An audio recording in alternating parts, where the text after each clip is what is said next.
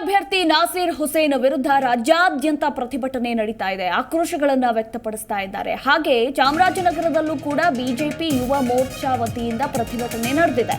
ರಾಷ್ಟ್ರೀಯ ಹೆದ್ದಾರಿಯನ್ನ ತಡೆದು ಇಲ್ಲಿ ಕಾರ್ಯಕರ್ತರು ಆಕ್ರೋಶಗಳನ್ನು ವ್ಯಕ್ತಪಡಿಸಿದ್ದಾರೆ.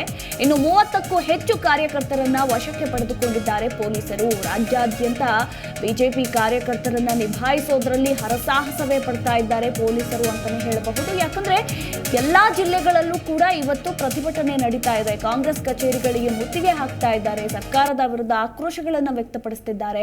ವಜಾಗೊಳಿಸಬೇಕು, ಕೈ ಅಭ್ಯರ್ಥಿ ನಾಸೀರ್ ಹುಸೇನನ್ನ ವಜಾಗೊಳಿಸಬೇಕು ಅನ್ನೋ ಮಾತುಗಳು ಕೂಡ ಕೇಳಿ ಬರ್ತಾ ಇದೆ. ಈ ಸಂದರ್ಭದಲ್ಲಿ ಚಾಮರಾಜನಗರದಲ್ಲೂ ಕೂಡ ಪ್ರತಿಭಟನೆ ನಡೆದಿದೆ. ಇನ್ನು ನಾಸೀರ್ ಭಾವಚಿತ್ರಕ್ಕೆ ಬೆಂಕಿ ಇಡೋದಕ್ಕೂ ಕೂಡ ಯತ್ನಿಸಿದ್ದಾರೆ. ಈ ಸಂದರ್ಭದಲ್ಲಿ ಪೊಲೀಸರು ಹಾಗೆ ಕಾರ್ಯಕರ್ತರ ನಡುವೆ ಜಟಾಪಟಿಯೇ ನಡೆದಿದೆ ಅಂತಾನೆ ಹೇಳಬಹುದು. ಚಾಮರಾಜನಗರದಲ್ಲಿ ತಿರಂಗವನ್ನ ಹಿಡಿದು ಬಿಜೆಪಿ ಯುವ ಮೋರ್ಚಾ ಪ್ರತಿಭಟನೆ ನಡೆಸಿದೆ.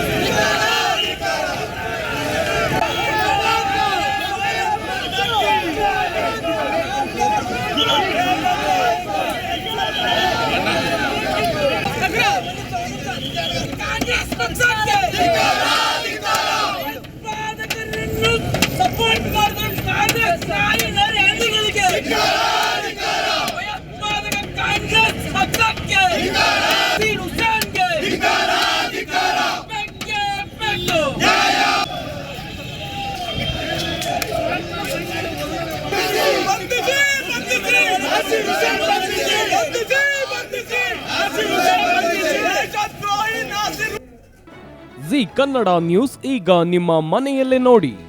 ಎಲ್ಲ ಕೇಬಲ್ಗಳಲ್ಲಿ ಈಗ ಲಭ್ಯ.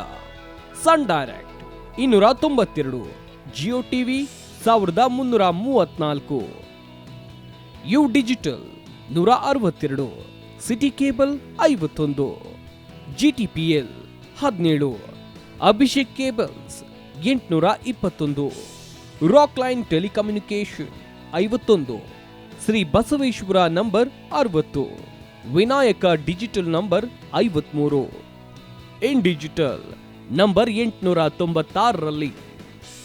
ನಿಮ್ಮಿಸ್ತದ ಜಿ ಕನ್ನಡ ನ್ಯೂಸ್ ನೋಡಿ ಆನಂದಿಸಿ.